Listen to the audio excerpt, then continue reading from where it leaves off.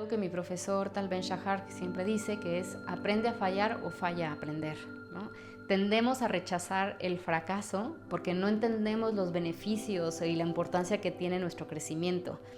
Entonces lo primero que hacemos es como rechazarlo en lugar de aceptarlo, darle la bienvenida, y ojalá y todos nos atreviéramos a fracasar más, porque creo que tendríamos un potencial de crecimiento todavía mucho más grande. Se ponen a pensar, los grandes aprendizajes de nuestra vida siempre han sido a través de fracasos. Aprendimos a caminar cayéndonos, aprendimos a comer ensuciándonos, aprendimos a escribir cometiendo muchos errores. Entonces es importante que empecemos a cambiar un poco el mindset y la manera ¿no? del enfoque sobre el aprendizaje y sobre el fracaso, porque no estamos desarrollando todo nuestro potencial si seguimos rechazándolo. Y más si queremos seguir aprendiendo toda la vida, como es mi caso, ¿no? Para mí, desafortunadamente, vemos la ignorancia como una forma de fracaso, cuando en realidad es el primer paso para saber algo nuevo, para aprender algo nuevo. O sea, no tiene nada de malo ni de vergonzoso decir, oye, no sé, me preguntaste por algo y no lo sé. Al contrario, gracias, porque eso me va a permitir pues investigar, aprender algo nuevo y seguir adelante. Entonces, incluso Sócrates, que yo creo que es de las personas más sabias que ha habido en la historia de la humanidad, él decía, yo solo sé que no sé nada. Y él se reconocía como una persona sabia, pero precisamente por la humildad de decir, es que me falta mucho para aprender, o sea, soy ignorante en muchas cosas. Hay un libro que se llama El origen de los genios, que estudia como las mentes más brillantes a nivel científico y artistas, y descubrieron que lo que tenían en común es que eran personas que habían fracasado muchas veces en su vida. Entonces, uno de esos ejemplos es Thomas Alva Edison, que él, como saben, tuvo muchísimas invenciones, el foco como de las más relevantes, pero una vez lo entrevistaron y le preguntaron, oye, si has fallado más de 1000 veces, ¿por qué sigues intentándolo si has fracasado tantas veces? A lo que él respondió, yo no he fallado 1000 veces, he demostrado 1000 veces lo que no funciona, por lo tanto, he fallado en mi camino hacia el éxito. Entonces, ojalá y todos nos diéramos la oportunidad de fracasar más, de intentarlo más a veces y de ver el fracaso como simplemente un camino de aprendizaje, la ignorancia como el primer paso para aprender algo nuevo, y yo creo que tendríamos la oportunidad de desarrollar nuestro potencial de bienestar intelectual muchísimo, muchísimo más grande. Y con esto llegamos al último pilar, que es el pilar del bienestar espiritual. Y para esto tengo una pregunta. ¿Quién de ustedes se considera una persona espiritual? La mayoría de nosotros vamos a responder que no nos consideramos una persona espiritual, porque lo asociamos con la religión, que efectivamente es una de las formas de experimentar la espiritualidad. Sin embargo, hay otras formas como el encontrarle significado y propósito a la vida, o mindfulness, que es estar totalmente presente. Entonces, hay que aprender a ver las diferentes formas que hay, porque nos pueden ayudar mucho pues, a aprender, sobre todo a las personas que se creen que no son espirituales porque no tienen una religión o no la practican. Si yo les pregunto, entre un banquero y un monje, ¿quién es más espiritual? La mayoría de las veces en sesiones presenciales me responden que el monje. Sin embargo, si hay un banquero que le encuentra significado y propósito a su vida a través de su trabajo, puede ser más espiritual que un monje que ya no le encuentra significado a lo que está haciendo. Entonces, para todas aquellas personas que me respondieron que no se consideran una persona espiritual, si en tu vida hay algo que le da significado, créeme que estás viviendo una experiencia espiritual. Si eres un padre o una madre que le da significado a tus hijos, estás viviendo una experiencia espiritual. Si eres una persona que encontró su vocación profesional y que se realiza a través de ella, estás viviendo una experiencia espiritual. Entonces, la espiritualidad es simplemente ese significado y propósito que hay en tu vida. Entonces, yo creo que todos tenemos la oportunidad de vivirla. Si alguno de ustedes leyó el libro de Viktor Frankl, El hombre en busca del sentido, él dice que es muy importante diferenciar entre el sentido de la vida y el sentido en la vida. En el sentido de la vida nos hacemos estos grandes cuestionamientos sobre por qué estoy aquí, cuál es mi propósito de vida, a qué vine. Y mucha gente responde estas preguntas a través de la religión o a través de trabajos como pues tratar de combatir la pobreza o el cambio climático, o ONGs como muchos de ustedes. Sin embargo, hay gente que simplemente no se lo cuestiona o que nunca ha encontrado respuesta a esta pregunta. Por eso es que nos vamos a enfocar más en la segunda, que es el sentido en la vida. En el día a día podemos vivir cosas maravillosas que no necesariamente tienen que ser grandiosas o fuera del otro mundo para encontrarle significado. Para esto les voy a hablar sobre la investigación de un estudio que se hizo en el Hospital de Michigan sobre la percepción del trabajo. Se les preguntaron a varios empleados de limpieza cómo percibían su trabajo y podían responder de 3 formas. Puede ser como un trabajo en sí mismo, donde la motivación es simplemente el trabajo porque necesito dinero para vivir y comer. Entonces mi motivación es el pago y no tengo ninguna expectativa sobre este trabajo y lo único que deseo es que llegue el viernes o que sean vacaciones. O lo puedes ver como una carrera en donde el trabajo lo ves como una oportunidad para crecer profesionalmente. Tu motivación es el dinero y el prestigio que puedes llegar a tener y la motivación pues es ese progreso que puede llegar a haber. Tu anhelo es obviamente que te incrementen el sueldo o que tengas una promoción. O lo puedes ver como una vocación, que es el trabajo en sí mismo, es la forma en la que te realizas, ¿no? Es un privilegio trabajar. Tu motivación es el trabajo, quieres hacer más. La expectativa es que te den todavía más para realizarte y tu motivación es que no puedas dejar de hacerlo porque te llena tanto que te realizas como persona.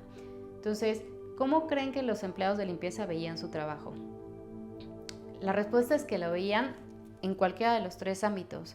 O sea, había empleados que decían, oye, detesto mi trabajo, solo quiero venir, que me paguen e irme. Había gente que decía, oye, me encantaría ser el jefe de limpieza y seguir creciendo.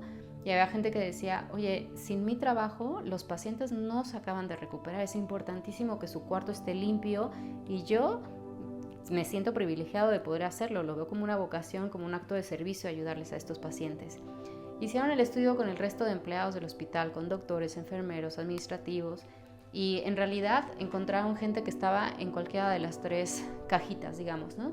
Entonces, yo te pregunto a ti, ¿cuál es el que más domina tu vida? ¿Cómo ves tu trabajo? Porque si lo ves como un simple trabajo y no te motiva, ten, pues, no sé, la valentía de hacer esa introspección y de analizar cómo podrías llevarte hacia algo que te motive más o que te haga más feliz, porque al final le dedicamos muchas horas al trabajo, ¿no?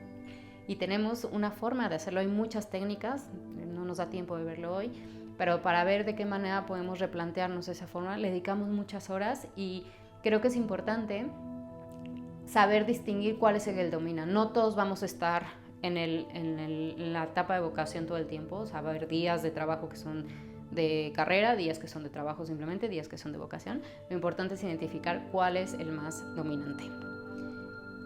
Y bueno, ya vimos que se puede vivir la experiencia espiritual a través de significado de propósito, de religión, pero también a través del mindfulness, que el mindfulness en español se le llama atención plena, que significa prestar atención deliberadamente sin hacer ningún tipo de prejuicio, o sea, estar en el instante presente. Hay muchos beneficios sobre el mindfulness, pero es importante que sepamos distinguir entre lo que es y lo que no es, porque puede haber una confusión. Entonces, la atención plena es reconocer esas emociones sin quedarte enganchado en ellas, simplemente reconocerlas. Es estar en el instante presente sin estar añorando el pasado porque te vuelves sumamente nostálgico o especulando sobre el futuro, que puede generar mucha ansiedad.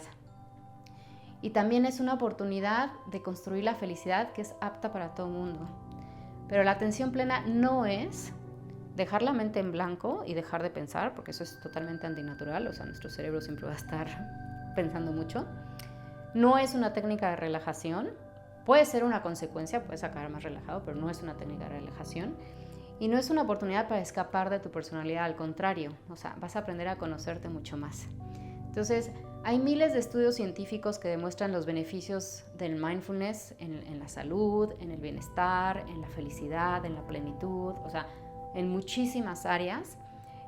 Jon Kabat-Zinn es una de las personas que más le ha dedicado al estudio del mindfulness moderno, digamos, y sus estudios están muy enfocados a la reducción del estrés y de la ansiedad, porque sobre todo cuando uno aprende a hacer esos ejercicios, bajan los niveles de cortisol, que se considera la hormona del estrés, y También está muy relacionado con el sistema inmune, porque al verse afectado, o sea, al verse beneficiado, el sistema inmune se fortalece y pues en general la salud mejora.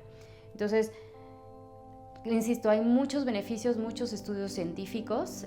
Hablar de la lista enorme de elementos, como si quisiéramos cuantificar, digamos, el concepto del amor, que tiene un valor intrínseco en sí mismo, pero sí es importante que sepamos estos beneficios, porque de esta forma nos podemos motivar a empezar a practicar todo lo que es mindfulness en general.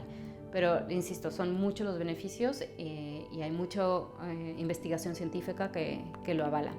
Entonces, uno de los estudios que les quiero presentar es un estudio que se hizo precisamente para tratar de reducir los niveles de estrés. Es un programa que pueden ustedes tomar, se imparte en todo el mundo, y son 8 semanas, es una clase por semana, 3 horas y 45 minutos de tarea de meditación diaria. Los resultados que se midieron fue que todos los participantes a los que fueron a este programa, al completarlo, tenían un estado de ánimo más positivo, eran más sociables, tenían menos ansiedad. También hubo cambios en el cerebro. O sea, es una de las cosas que se ha descubierto dentro de las investigaciones, que tiene que ver con la neuroplasticidad, que es que nuestro cerebro no es fijo, sino que se puede ir amoldando. Y cuando uno medita, se puede desarrollar más la parte frontal del córtex, que es la parte que nos ayuda a enfocarnos, a tener mucha atención. Entonces, y también los ratios en el cerebro. O sea, está estudiado que una persona que tiene actividad en el lado izquierdo mucho más alta que en el lado derecho son personas más felices, y si tienes actividad en el lado derecho mucho más alta, tiendes a ser más depresivo. Entonces, los resultados de este programa cambió el ratio y al final pues eran cerebros más felices porque tenían un ratio mucho más alto en el lado izquierdo.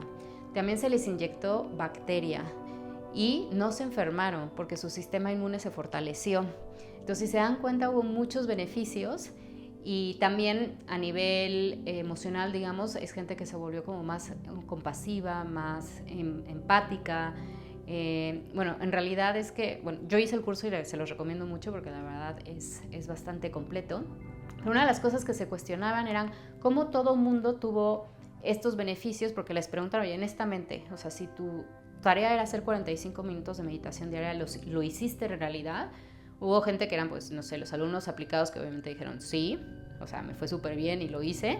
Y luego hubo gente que dijo, pues, la verdad, no, o sea, hice como 15 minutos diarios. Otros que hicieron, bueno, pues, no sé, 20 minutos 2 veces a la semana. Entonces, se cuestionaban cómo todo el mundo pudo tener estos beneficios cuando en realidad no estaban haciendo la tarea, digamos, ¿no? Pero lo que descubrieron fue que al estar yendo una vez por semana a aprender sobre lo que es mindfulness, que es esta conciencia del momento presente sin ningún tipo de juicio, hacía que de manera diaria practicaran de otra forma el mindfulness, no necesariamente cuando se sentaban a meditar. Entonces, esto me lleva a diferenciar entre lo que es la meditación formal, que es cuando conscientemente dices, oye, pues me voy a sentar a practicar y a concentrarme en hacer ejercicios de respiración, hacer yoga, correr, bailar, cada uno encuentra su fórmula. O la meditación informal, que es estar presente, pero con una actividad diaria, o sea, muy cotidiana, tipo lavarte los dientes, estar comiendo, sacar a tu perro, escuchar activamente a alguien. Entonces, aquí yo te pregunto, ¿cuándo fue la última vez que de manera consciente tú estuviste, por ejemplo, comiendo? Que estabas observando tu comida, los colores, el olor, las texturas, el sabor, en fin, estamos siempre como en un piloto automático y no aprendemos a disfrutar de muchas cosas por no estar presentes. Yo te invito a que hagas este ejercicio, que tu próxima comida la disfrutes al máximo de una manera súper, súper presente. Yo, por ejemplo, hago otra vez cuando me lavo los dientes. Ya sé que mínimo 3 veces al día hago un ejercicio de mindfulness, digamos, de informal. Se puede hacer de muchas formas, pero yo de verdad te invito a que tu próxima comida la hagas así y vas a ver cómo puedes convertir algo tan simple en una experiencia espiritual y extraordinaria. Con esto llegamos a la conclusión del bienestar espiritual y me gustaría hacer una meditación para tratar de resumir, digamos, todo el tema, los temas que estuvimos viendo. Es un pequeño resumen de todo este trayecto que hicimos juntos alrededor de una horita. Y bueno, espero que te guste. Entonces te pido que te pongas cómodo, que te sientes con la espalda erguida, los pies en el suelo y que cierres tus ojos. Esta meditación es un resumen de toda la sesión que acabamos de ver. Te voy a pedir que encuentres una posición cómoda, de preferencia sentado en una silla, con la columna recta y los pies bien plantados en el suelo. Estira tu columna, relaja tus hombros, que estés recto pero no tenso. Inhala y exhala si es posible por la nariz. Si no es posible, puedes respirar por la boca perfectamente.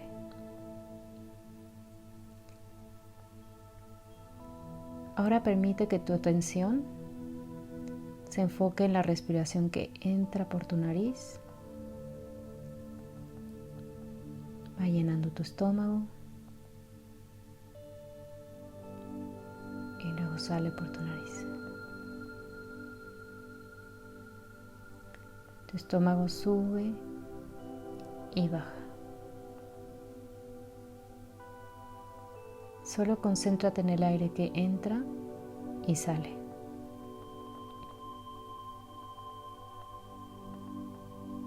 No hay nada que hacer. No hay a dónde ir. Solo enfócate en la respiración.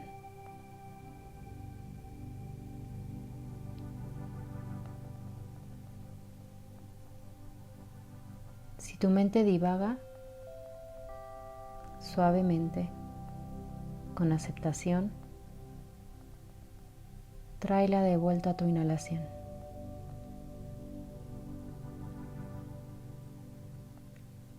Inhalación lenta, suave y profunda, seguida de una exhalación suave y profunda. Así como la respiración es natural, también es natural que la mente divague. Si lo hace, llévala suavemente de regreso a la respiración que entra y sale.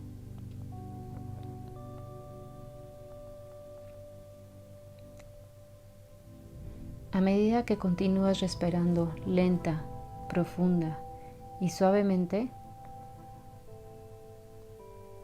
experimenta tu ser. Experimenta tu vida como un todo. Eres un ser espiritual capaz de propósito y presencia.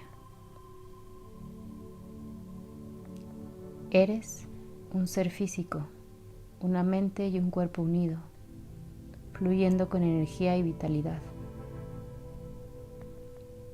Eres un ser intelectual, curioso, profundo, reflexivo.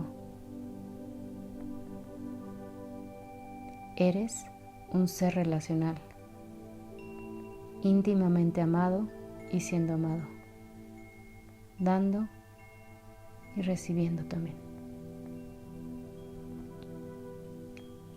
Eres un ser emocional que experimenta dolor y pasión, compasión y alegría. Eres un ser completo. Así es que experimenta tu totalidad, sincronizada profundamente con la unidad.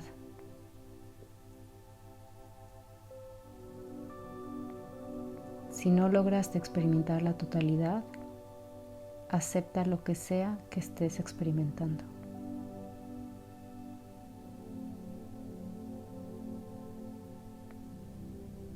Porque te completas a ti mismo cuando haces las paces con lo que sea que estés experimentando.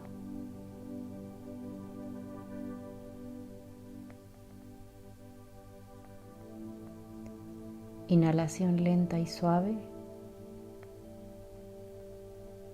seguida de una exhalación lenta y suave.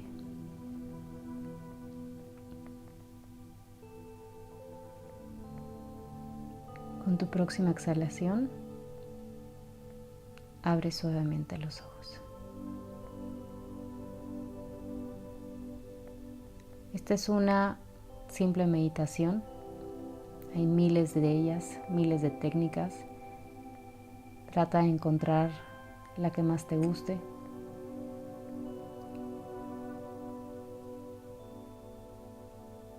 Y solamente recuerda todos los días de estar presente.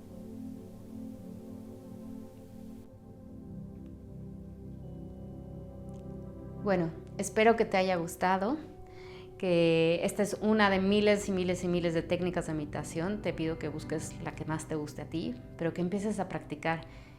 No tienes que volverte un monje, de verdad. O sea, con 5 minutitos que hagas diario, para mí es como lavarse los dientes. No sé por qué no nos enseñan a tener esa higiene mental que nos puede permitir ayudar y ayudarnos a sentirnos mucho más en paz, mucho más tranquilos, a disfrutar más de la vida.